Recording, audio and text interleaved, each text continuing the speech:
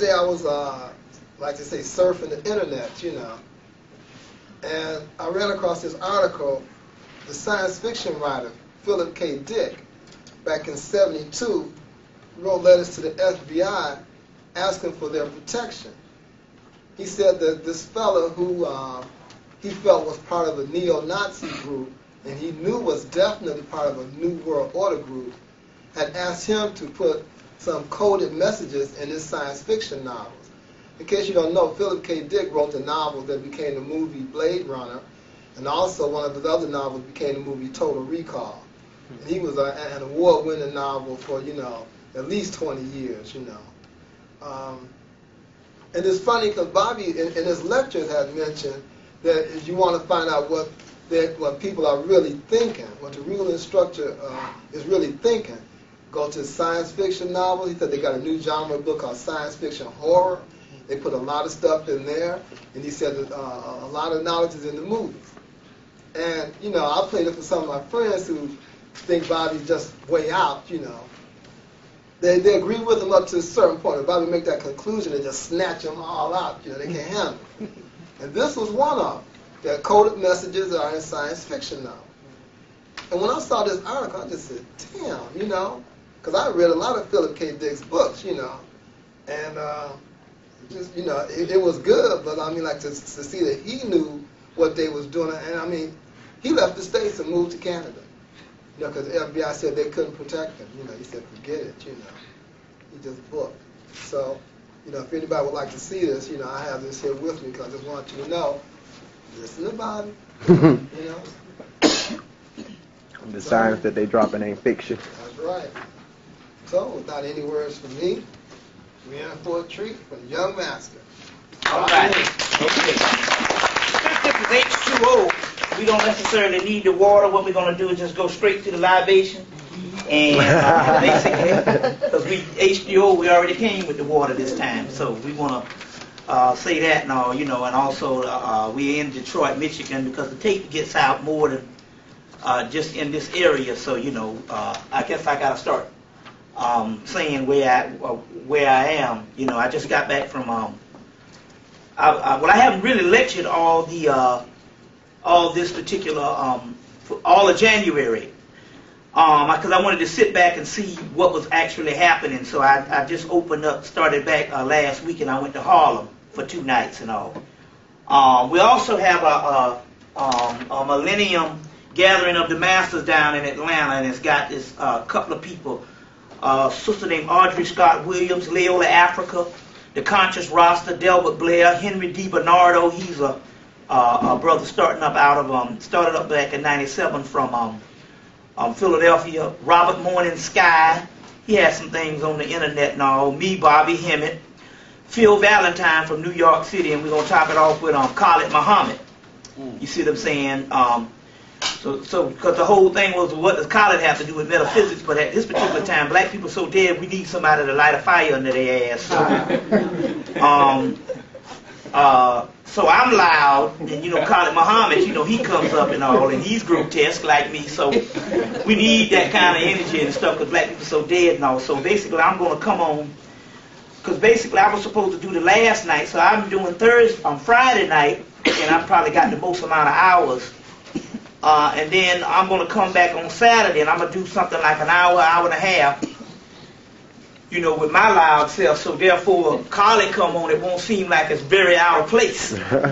And so as a result, you know, we decided not to necessarily put Khalid first or anything and all, because, you know, the tempo to overshadow some of these other people. So basically, to put him next to me and all, you know, and on the last night, so therefore we'll go from the metaphysic weekend all the way to we do the revolution thing at the end also too, because both sides are relevant when you think about it, even though this is an illusion and all. But on the other hand, based on energy and based on the peace of mind and all, you know what I'm saying, you need somebody to light some fire under people's ass sometimes just to get the juices to flow in and stuff. So it's going to be a real good lecture. It's going to be on the, it's like a conference, the first metaphysical conference is called the Gathering of the Masters on March 23rd, 24th, and 25th. If you're interested in all, There's a Sirius Books down in Atlanta on 2258 Cascade Road, Atlanta, Georgia. So if you're interested, you can get in touch with them also. But I have a few. I also have a few flyers here to pass out too, because there's a lot of people from New York and a lot of people from around the country is coming to that. And also, just trying to just get something going in the millennium, other than because we had the Afrocentric thing and all. So basically, we're still trying to keep it pumped up and all, so the consciousness won't die. Because you know how it is, we can get into a conscious mood, and then it'll die down, and be 20 years later we have some people and stuff, and the whole crew in between have forgotten all the stuff. So basically, we keep this thing rolling and stuff. You know what I mean? Until either the next couple of months we got on the planet Earth, or the next couple of years. It doesn't really matter. It can very well go tomorrow. But still, yet this fight should go on forever, especially when it comes to black people, because we are truly at our lowest point when it comes to on all levels. Just February 1st, February 1st, that's interesting. It's a good day to die. Made the transition, so therefore, and I heard he was a very spiritual, uplifting person as far as community-wise and all. So we're going to dedicate this lecture. What's his complete name? Leonard King Sr. Leonard King Sr. So we're going to dedicate this lecture and tomorrow night's lecture to Leonard King Sr. To let him know that in actuality, congratulations, you made it out of hell, and we're still incarcerated and enrolled. He got parole. And we'll see you soon. Because in actuality, that's what it's supposed to be. Right. Instead of you crying, they should be crying for you. And that's what the whole key is based on. You should not grieve but so long, no less than a couple of days or a week or so, because that person can't go on. You see what I'm saying? Can't go on, which is interesting because I think I'll sit down for a change, just to get to, It's interesting because we moved in a house about a year ago. And as a result, I was kind of interested in how this whole thing went down. And I don't think I'll tell you about my house was haunted the last time I was here. Well, let me give you the other information on that. About the sister Josephine. Did I tell you about that? Well, anyway, let me just give the story anyway again. We moved in this house. Now, this house, when we moved in, the guy said he had screened 50 people to get in the house. And I was like, well, dog, I know your house. He said, the last people tore up his house. And I'm saying, I know you cautious. But 50 people is kind of odd. You got all these people want to pay you money, and you trying to get, you trying to rent. You know what I'm saying? 50 people is kind of odd. Right. But what happened was, the day we went to go get the house, before we got out of the yard, he gave it to us almost, literally. You see? And basically, what it was is the house was haunted. Now, what happened is this.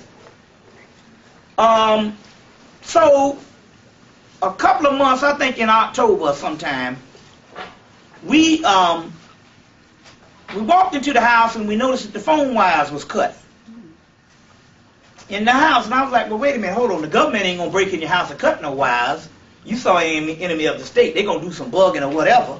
But I'm protected from all of that, and I knew that wasn't the case. I knew nobody was going to break in, because I ain't protected from niggas now. They can still break in your house. So I said, ain't no black person going to go and break in your house, cut your phone wires, and don't take nothing. Shit, you liable to get some theft with some good friends coming over and shit, or whatever, I know some niggas go in your refrigerator in a minute, at least that. Right. But I knew that ain't nobody broke in the house and cut the wires and then steal nothing. So the only conclusion we came to is it had to be a ghost, which would be far-fetched to most people that don't understand the spiritual realm. But we had one eat my fig Newtons one time, so I knew that this thing could happen, So we just figured it was a ghost, and so we start putting two and two together. So I was like, well, maybe it's somebody that wants to go on. And this woman came and said her name was Josephine. So apparently, see, two things could have happened. Now, Josephine probably could have died, and somebody was grieving, and she probably stayed around, you see what I'm saying, and wasn't able to go on because that person basically never let go. Or she could have died and not known she was dead and still didn't pass on, and by the time she figured out she was dead, she didn't know how to get to the other side. You see. Now, I got a aunt named Jane Esther. Well, she's actually my cousin, but because she's my mother's age, she's my mother's first cousin. You know, we call her aunt down south, so you know what I'm saying. So basically, she's in her early 60s now, but when we went up to New York, because what happened was that she lived right off the Brooklyn Bridge over in New York, right in Brooklyn, and on Cumberland Street. And it's not too far from, as soon as you get into Brooklyn, it's not that far, right up from Fort Greene Park. So she had this whole apartment, she was in this apartment, and she got sick. And they got this new thing, if you get sick and you don't have no next of kin up there, they can put you in the old folks home if you're 30. So my brother, because she basically left everything to my brother that's a year younger than me, and gave him power of attorney, he had to come down, and she was sick because she's on dialysis, and she was damn near dead, but he's a strict, compulsive vegetarian, almost a fanatic. So he took her back there, no sugar, no nothing for a while, and nursed her back to perfect health. And it's ironic, every time she started eating all them cookies and shit, she gets sick again. But anyway, she had this whole apartment up there in New York. Now I'm getting back to my house, but I'm going to tell you this particular story. She had this whole apartment, and the apartment now, since she's been in it, the average, I mean, it is plush. Right in Brooklyn, so the average rent is about $1,100 on up. But there was 5 black people that got in like the early 70s, like 73, 72, 73. They was on rent control, so the most they was paying was like $300. Now that's great in New York. And I'm talking about for a plush crib. So basically, for a year, 2 years, we had a crib. Every time we go to fly to New York, I can fly to New York to go to the lecture. You see what I'm saying? I got our keys and stuff. We just check on in the place. So I'm up in there one day, and my girl, being a seer, said, somebody's in here. And I said, well, and it came to me. I said, ask if it's Gray Henry. She said, that's who it is. Now, apparently, my aunt, Jane Esther, had a younger brother. He was on dialysis at first. He was on dialysis, excuse me, because his kidney failed. So he died in 1975. Came down with something. They took a cyst off his head, and the doctors, you know how they experiment on you, and he died from something they wasn't even related to the kidney thing. So his sister, because they were so close, there was only 3 of them, and one was in Florida. There was 4 of them, and 2 brothers was in Florida, but she was like the second from the baby, and he was the baby. So they really had a bond. So when her brother died, she grieved so much, and to the point where either she was even cursing God, saying, why did you take my brother away from me? So she grieved so much and never got over the grieving. And probably years passed until she grew to get over it. But at that particular point when he first died, she grieved so much until he was still sticking to her. So even to the point when she moved down, because my brother had to take her down to Atlanta, he was still up in the apartment. You see what I'm saying? So when we got there, and in 97 and 98, we in the apartment. Now this is what, 1975, 1997. You do the math. How many years is that? 22. 22 years. He's still in the apartment because she just left in the spring of 97. So he was staying with her because he couldn't make the transition because she grieved too fucking long. See how this thing happened? So when we got up there, Gray Henry is still in the apartment. And I'm like, well, damn, why you didn't follow Jane down to Atlanta? He said, well, I can't really go there yet. I think he must have had to figure out a way to get down. You know the movie Ghost when he couldn't get through the front door? But anyway, I think he's down in Atlanta now because my brother, who can see, says, I see him all the time. But it's interesting because the house that he is in he saw a man sitting on the he just bought a house, and he saw a man sitting on his couch, and come to find out this man was the owner of the house, and he had just died, and the woman didn't want to stay in the big house, his wife, so she sold and got a smaller place. So he was still chilling up in there when my brother moved in, and he had only died like a year before. You know, like a year before. But the key is, my brother was like, you know, cool, it don't bother him. You see what I'm saying? Because my grandmother died. This is real interesting stuff. And we're talking, this sounds spooky, but these are the things that we used to know in Africa and right after slavery that we forgot when we started getting educated. So my grandmother died in 1990, and she came and a day after the funeral, my mother heard her in the house because she used to always drag her feet. And my mama like, you got to get the hell on out of here. So she left and went up to Boston, where my younger brother was staying at the time before he moved to Atlanta. And she'd come in and cut on the TV and stuff like that and all. And he said, oh, that's grandmother. And so he, you know, was chilling with her. But his wife wasn't too keen on the idea. I guess he kind of got sick of it. And wasn't that she was scared to come to find out she was a master. Her family was masters in the whole roots thing. And his wife, when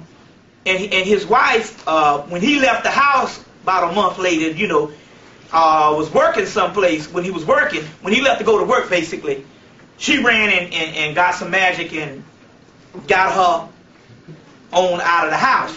And then she ended up coming back as my oldest brother's first daughter, or second daughter, because the first one got killed by the doctors and all. So I'm just trying to say is this might sound strange, but this is the type of spiritual realm that we used to deal on. Now going back to what happened with me, apparently she didn't know she was dead at this particular time. She probably figured she was dead, figured it out after a while, but she couldn't get out of the house. She didn't know how to go. So a brother came down from Philadelphia, and we did this ritual. Now when we pour these libations, these entities and your ancestors come. Remember I was saying after a couple of lectures, we had this party, and I got like 5,000 albums from the 70s and the 60s and the 80s, and we had this party, and real humble people, I mean down-home project people, and you know, which really feels when you grassroots. You know, we getting so nigh and shit, we getting to the point where, you know, we all stick up our ass and stuff because we all educated. But you know, grassroots people, good old down-home black people, they really feel. So I pumped that music for about 3 hours, and after a while, the energy got to a level to Ginger looked in the house, and that was when we was in our apartment. She said, man, there's a whole bunch of people up in there. She said, all those people's ancestors is down here chilling, jamming with them. As well as another sister, just giving you some others. You all following me? As well as another sister, when I first started lecturing, I did a lecture in Jackson, Tennessee, and this sister who could see real well, and we was downstairs doing the lecture, but a poured libation, and all the people in the lecture, their ancestors came with them, and they were upstairs in another room having a meeting together. She walked in the room and saw all these people. She said, damn, all y'all motherfuckers' cousins and shit is upstairs. You see what I'm saying? And so so when I poured the libation, we was doing this ritual for this brother. Apparently all his ancestors came, all our ancestors came, and half these entities that we poured the libation, they're here now. So they all came. So Josephine walking around, she's seeing all these damn people. She's like, hey, got a party going on here. So after they left, after the ritual's over, she was like, well, hell, I need to go where they going. And these Negroes are the ones that can do it. You see. So we just got Josephine. I said, well, can you ask her, does she want us to get her out of the house or whatever? And Ginger could not get anything. So Ginger goes swimming in the mornings. And as soon as she hit the water, Josephine came and said, this is my birthday, and I want y'all to send me to the other side. I know you can do it and all this. I said, okay. So she came back from and she said, well, we got to send Josephine home tonight. I said, okay, cool, we'll do it tonight. So we had this ritual, and I had to coach her. I said, you know, this is the god, this is the black dog, Tahuti, Anubis. I said that would be like John, one that comes before Christ in Christianity. So I had to cross-reference the deities. I told her to turn herself into a dove, and I said the dove is Horus, but on the other hand, that's the falcon, but it would be dove in Christianity, you know it's the Christ. And I told her to imagine, I opened up a doorway for her, because it's all based on your mind. Because what was coming to me was not coming to me because I was making this shit up. It was coming to me, and I was saying it based on that's what was spiritually happening to me. And I'm thinking in my mind I'm making it up, but I wasn't making it up. And I said, now here's the doorway. Now, you know, we did this and took it to the doorway. And I said, when you get to the doorway and all, you turn into this burst of light. So we put an aura around her, and basically we sent her to the other side. Okay. About a week later, Ginger see another nigga up in the house. She said, there's another guy up in here.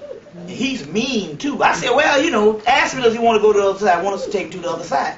He was like, no, hell no. I want y'all to get y'all asses out. I said, oh, okay. You the one that cut the damn phone wires. I said, okay now. Oh, okay now, motherfucker. You talking shit. I said, okay then. Wait we get back tonight. I'm going to get you. I said, I'm going to whip your ass tonight when we get back. So you got to get niggas. Because it's the same thing. It's just that you in a physical body and they not. I said, no, you getting the hell up out of here tonight. I said, wait till I come back. So when we came back, I invoked the most powerful deities. You know, we invoked Sekhmet, you know. Anpu, Anubis in Greek, he's a god Carabus, a three-headed dog. You'll see him in the movie Jason and the Argonauts. I think he might be also in Clash of the Titan, this three-headed dog. And an Egyptian god named Hemmitt, that eats the souls. And I invoked all these things. I said, now y'all toss this nigga ass up out of here. And I imagine him dragging his behind off. And right after he left, the house was real peaceful and serene. Now apparently when we walked, so apparently the guy was having the turn down 50 people to be in the house when he was screening the people, this guy was whispering in their ear telling them, no, he ain't right. So they have the ability to give you their thoughts and make you think that they're your own. But when we came, our energy was so high and so strong, me and my mate, until he could not permeate, you know, he could not permeate our energy, and our energy basically overrode his behind. Now, but it was interesting because we had this smell in the house, and it was right in the kitchen, and I mean it was stink, and we would wash bleach. I mean, ammonia, anything abrasive. I mean, we put it all on there, and it would go away for 3 days and would come back. And apparently, and the only way we can get it out of, we got it down was we got these burglar bars on the back door. And we just left the back door open all night, all during the summer when it got cold, got warm, and it kind of dried out, but we could still smell it a little bit. And when it started getting a little cold again, we said, wait a minute, it's coming back again. But it was interesting, once we got this person out of the house, Ginger said, you notice that smell is gone? And I said, you right. That was the actual ghost. But I remember in the spring of the year, one day I said, man, this...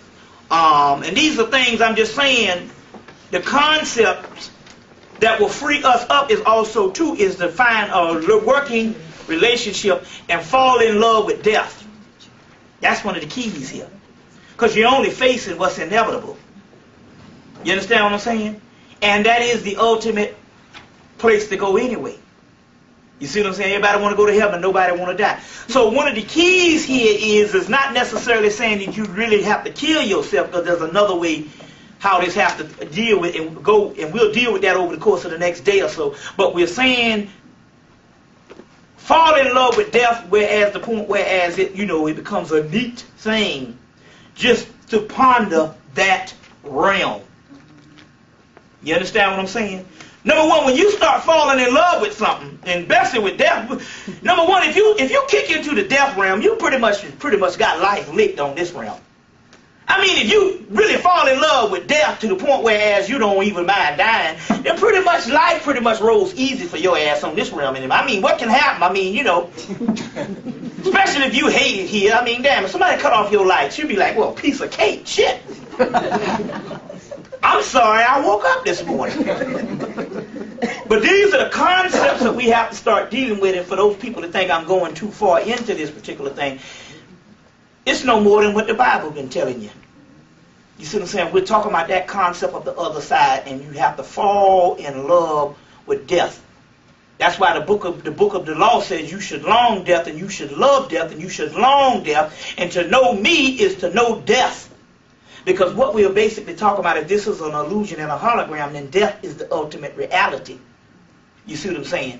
Now what we are actually doing here is we are actually signaling to the body. There's a way to do this, but we're actually signaling to the body a new reality. And we'll get deeper into that, but right now we got to go through some current events and some hard copies and some stuff that is on the agenda. On the agenda before we go deeper into some stuff right now. Let's just go into some stuff in the agenda. Now this is something that I did. Now this is coming from the University of Chicago. And basically we know that the Africans had a ritual for everything. So I took it upon myself to produce these rituals from the University of Chicago. That these rituals came out of the Library of Alexandria, wrestled out by the Greeks. So some of this stuff has not been used for 2,000 years. And this is the demonic spells found in Greece that was wrestled out of the Library of Alexandria in Hemmitt. So these rituals can help you. Now here's a ritual here.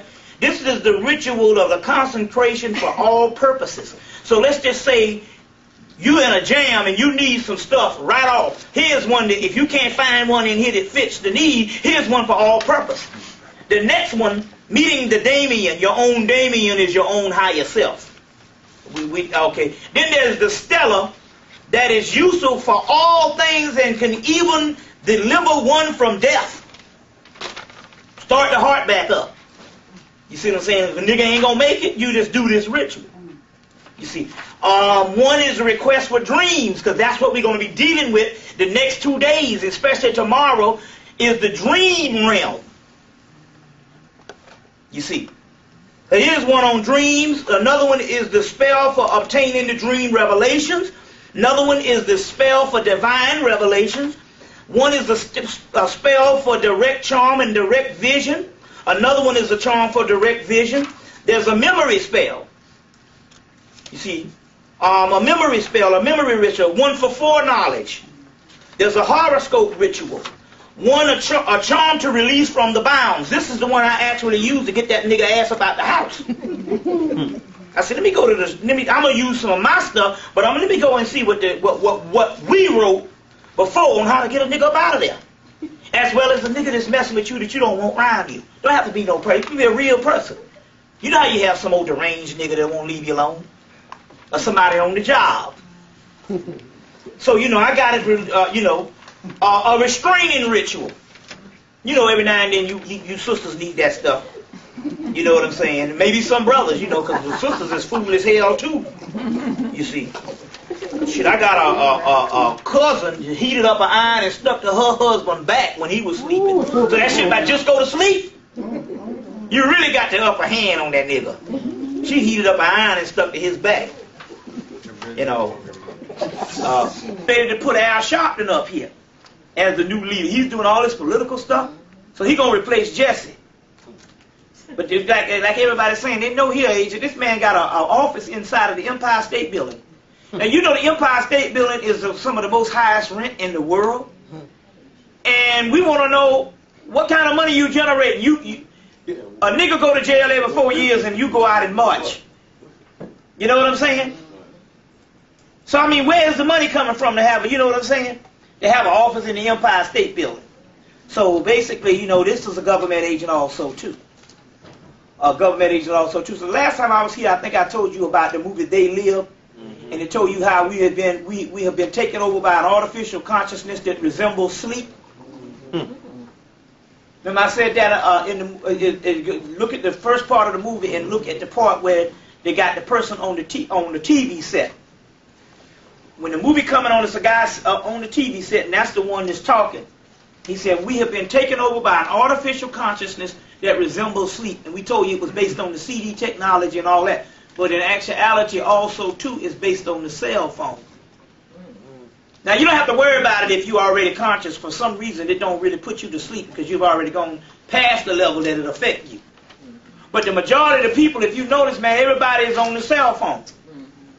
I just want to know what niggas did in 1988 when they didn't have no cell phones with it, to the point where now they can't do without it. That's right. But the key here is there's signals in there that's putting the rest of them to sleep. And so they got a campaign now to even get it to, it's cheaper, and now they even convincing you to buy your elementary school daughter one. So she can have a cell phone based on in case of some danger, she can call me. Well, what the hell did you do to the first damn 100 years? You see, and all this is based on the signals that's going up. And we know it also, you lose memory. But on the other hand, an artificial consciousness that resembles sleep. And so now the cell phones is by the millions. You see, this is the key. So if you got one, don't really worry about it. If you're already conscious, for some reason your consciousness overrides that and you're past the point that it affects you. But if you are asleep, you will remain asleep. You see. So this is some stuff that's also going down also. It's a drug we compare it to crack. Well, I mean, it is amazing. I mean, it literally is amazing. Let me just go through a couple other things and see. Want to see, because yeah, this is one I wanted to talk about also too. Now this is very interesting. You go and get the movie 1980, Jacob's Ladder. In this whole movie, the guy is dead, and he don't know that he's dead until the end of the movie. Now, watch the movie, but key in on the first 20 minutes, the last 20 minutes of the movie when this guy comes and start talking to him. No, it's not Danny Aiello, it's another guy. It's a younger guy that comes start talking to him. And this guy says,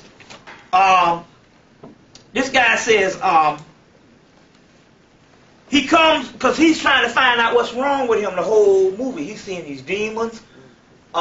He's going through all this stuff. And this guy said, I need to talk with you. So he go to meet the guy. And the guy said, listen, back in 1968, now, which is very key because, let me get my notes here. You got to put this thing together.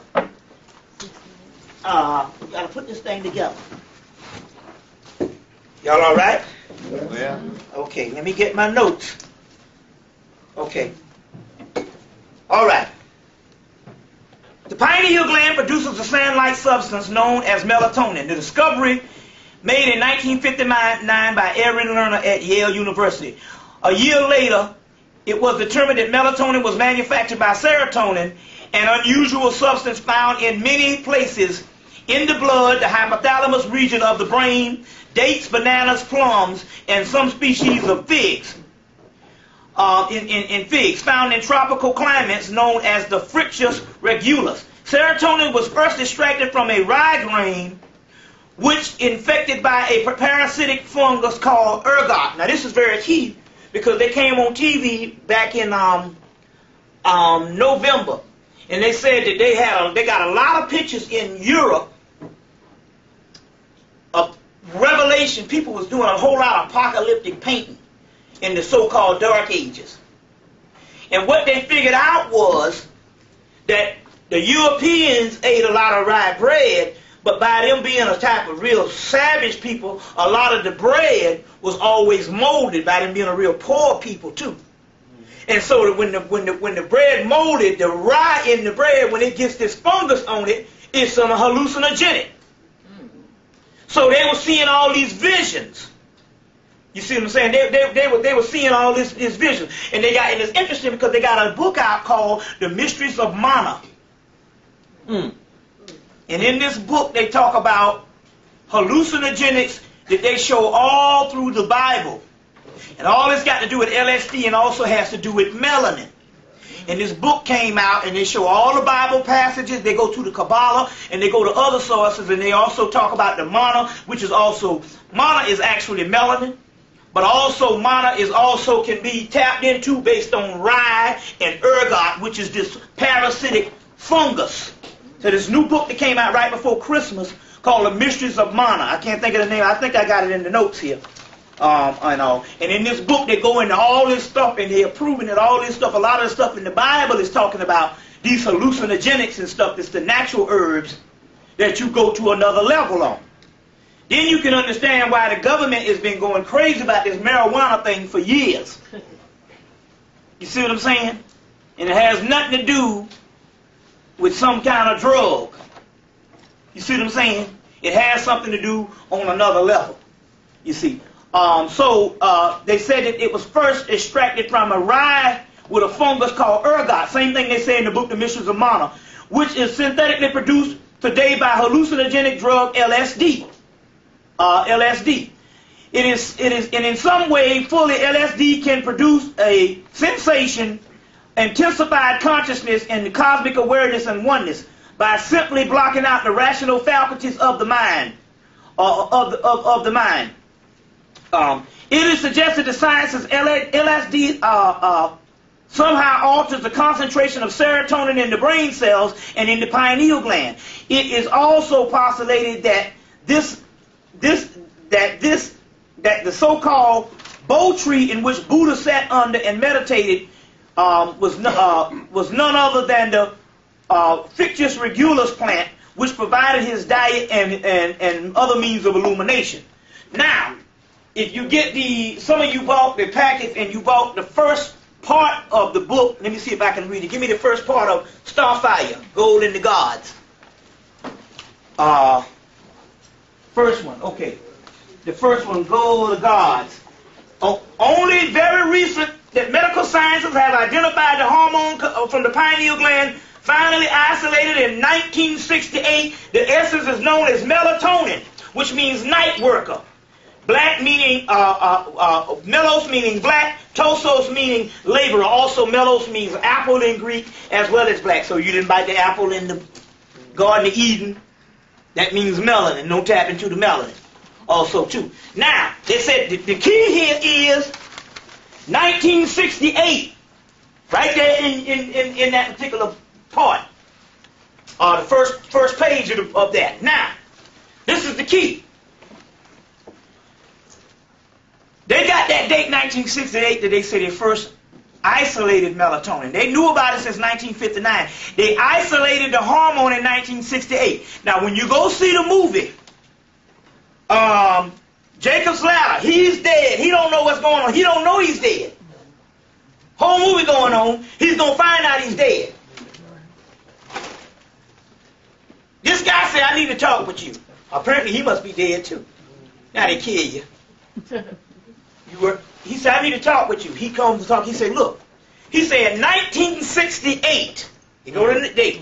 He said, I was making LSD and I had just cooked up my best batch when I got busted.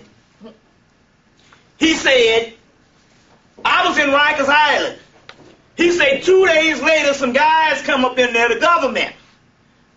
They say, you got a choice. You can stay in jail or you can go to Vietnam. He said, I knew I couldn't just take it at Rikers Island. And he said he knew it wasn't going to be about no combat time. He said, they said, no, it ain't going to be about combat time. You're going to be working in a lab, working on substances.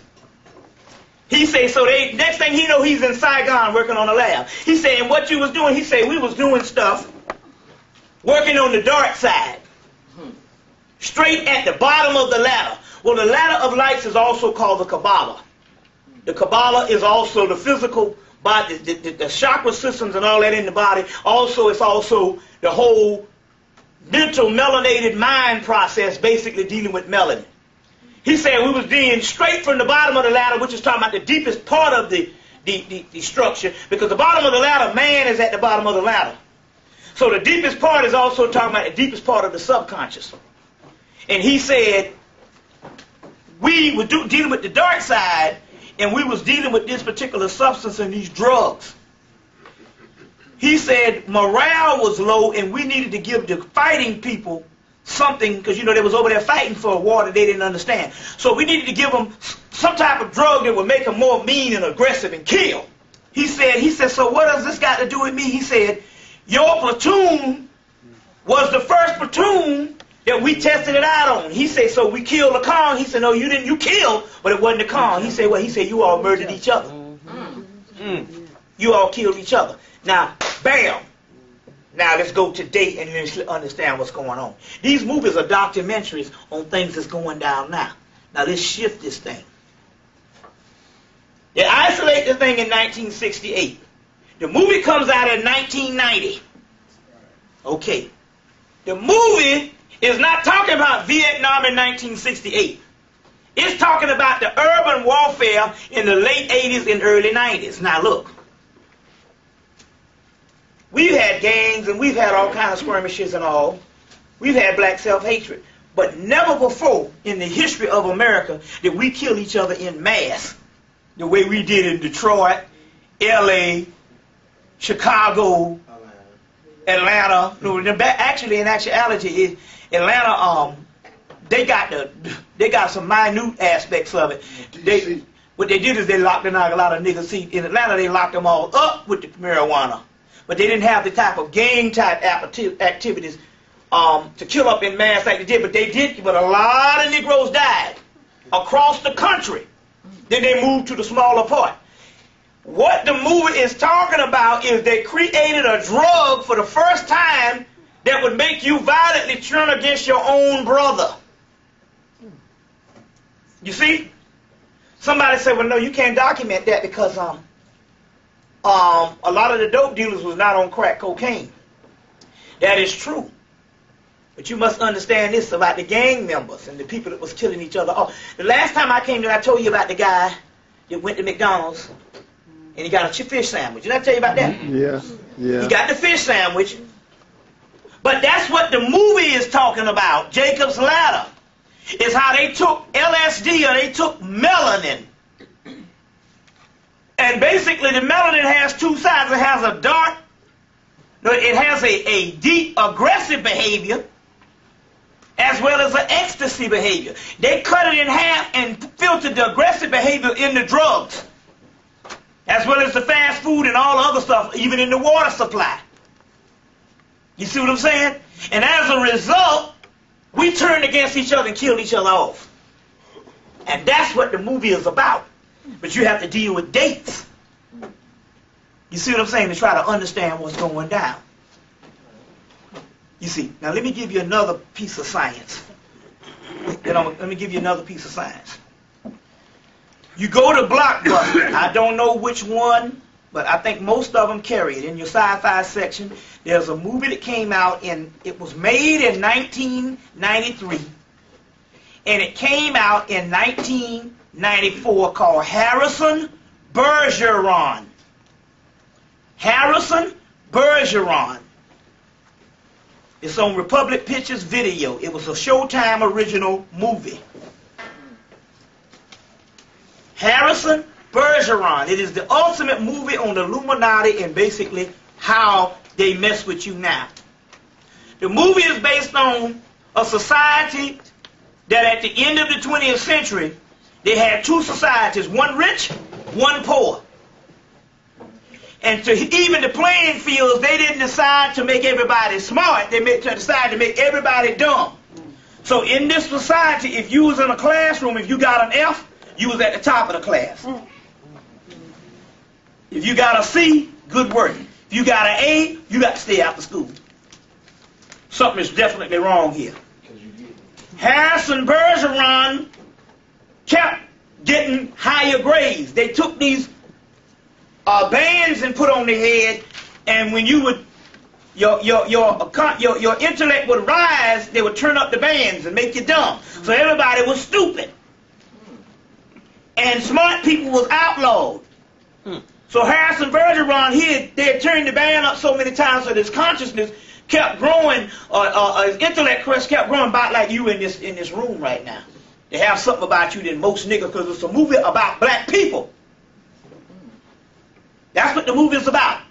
Until they say your bands, we'd already turned them all up.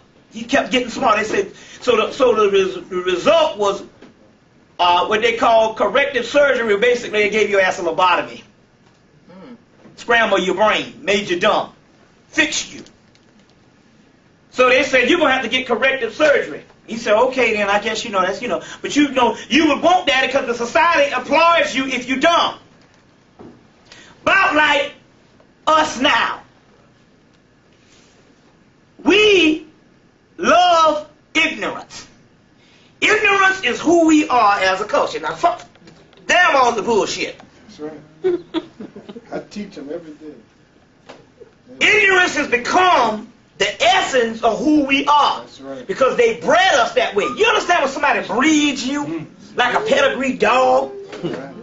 Every now and then, you know that old lion they done tamed, you know that Born Free hoe? Remember her Born Free, that woman got killed. Messing around with them lions. That lion came with sense when they said, hey, wait a minute. This some prime rib up here. So every now and then, we come to our senses. And that's what happened to you. Remember in the movie, Dark City? Every now and then one of us wakes up. That's why you here tonight. But the masses, analytical ability is abnormal. Intellect is abnormal. If you take a people and make a people stupid for 300 years, then what will happen is thought, critical thinking becomes abnormal. Ignorance becomes fashionable and the norm. You understand what I'm saying? And out of style. Real bad in high school. That whole nerd shit. You know what I'm saying? So this movie it's about black people. Is what it's about. The movie, they dumb you down, but that's not the point. So Harrison Bergeron looks up, and the Illuminati, because he is so brilliant, every now and then if you real brilliant, they recruit you so you can work to keep the rest of the people down. About like they do black people here, some of our best minds. Right. So the Illuminati recruited him. Cornel West and all, you know. Get him. We see can turn him to the other side. You see. But see what it is, we have what is called Stockholm Syndrome.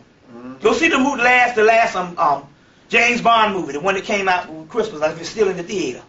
The world is not enough. We have Stockholm Syndrome. Stockholm Syndrome is when the kidnapped falls in love with the kidnapper. 400 years of Stockholm Syndrome.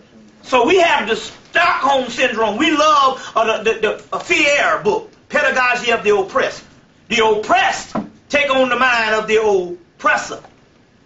So the greatest male chauvinist, the greatest white supremacist is black people. You understand what I'm saying? It's black people. So we have Stockholm Syndrome. You see what I'm saying? So that's why so it's really good you get a smart black person or whatever and all, and he gonna go to the other side because we love massa. More than massa love itself. And that's why they're marrying all the white women? That's the key. Stockholm Syndrome. Even Franz Fanon's black skin, white mask, he told you why he did it. You see? But it represents power. I got his, some old dumb shit. Want to be like the white man, so I get his woman. But in the movie, Harrison Bergeron they recruits him. So they said, well, what is this all about? When did this all start? He said, you had two societies. One was smarter, and one is richer, and one was poor. So we decided to level the playing field by making everybody dumb. And only a few people get recruited to rule over those. There's a woman going to be in there. She said, it all started at the end of the 20th century. It all started with a man named Jordan. You remember him. He retired. He came back and kicked ass anyway. Michael Jordan. That's what they say in the movie. They said it all started with a man named Michael Jordan. Remember him? He retired. Then he came back and he kicked ass anyway. Now this is going to really blow your fucking mind right here. To let you know that we are in some serious bullshit if you think anything is real. The movie came out in 1994. Jordan didn't return to the NBA until the spring of 1996. And he lost that year. He didn't kick ass until 97, 98. Now wait a minute, hold on now. They made the movie. They make a movie 9 months to 6 months before they released it, so it was made around the same time he was retiring. Now I want you to get the magnitude of what I'm saying here. Here's a movie that aired in 1994. Right after Jordan retired. It had to been made sometime right before he retired, but nevertheless. It aired in 1994. It went to video in 1995. Jordan didn't return to the NBA until the spring of 1996. How would they know? You see what I'm saying? 3 years. Not only that, he's going to come back and he's going to kick ass, win 2 more championships. 4 years before it's done. If the movie's made in 1994, 1997 is how many years? 3. 3 years. That's when he made the first. In 1998 would be 4 years. 4 years after he retires, 4 years they make this movie. 4 years after the movie, it literally happens. I told you that nigga was a clone, didn't I? Now you understand. So now we got proof. Now you're going to have to deal with that. You say, well, that motherfucker, they be saying some crazy shit. Well, you're going to have to deal with this. How is it we got a movie that comes out in 1994 and we can say the movie probably was made before he retired, but to sake of argument, it could have been made right after, but my point is, how would they know that he's going to even return in the first place? Number 2, how do they know he's going to kick ass and win 2 more championships? It's in the movie. And in the movie, they sit down and so Harrison Bergeron is in media, and he's a part of the TV and programming. And in the TV, they're like, oh, he said a smart joke, take that out. People shouldn't learn anything from TV. And they go through all this. So he locks himself in the studio and starts showing the people the history of jazz. Start showing them all this type of stuff that they're not allowed to know, and telling them that creative ability, being all right, being smart, being creative and genius is a good thing. And the people tuned into it, and after they tuned into it, they broke in the studio and got him out of there. And the guy was like, he said, did they watch it? He said they watched it. He said they didn't believe. He said, what you mean? He said only 1.2% believe you. He's saying by the end of the day, that 1.2% going to be 1.2% of that. And by the end of the week, nobody will believe you, because everybody's a fucking zombie. But he was having problems at first, and he went to talk to his daddy. He said, Pop, I'm having problems. This was before they recruited him. He was like, I'm smart or whatever, and his daddy was like, listen to him, and his daddy started shortening out. But the daddy was watching the damn football game the whole time. He said, Father. His father said, oh yeah, what'd you say? And but the whole time that father was watching that damn sports. That damn football, basketball, and boxing and all that bullshit they got niggas into. All in the movie, but the movie's all about black people. Harrison Bergeron. You see. Now let's go into some other stuff. Y'all all right? I'm all right. Yep. Okay, you got to go get that. All right. I want to deal with this right now.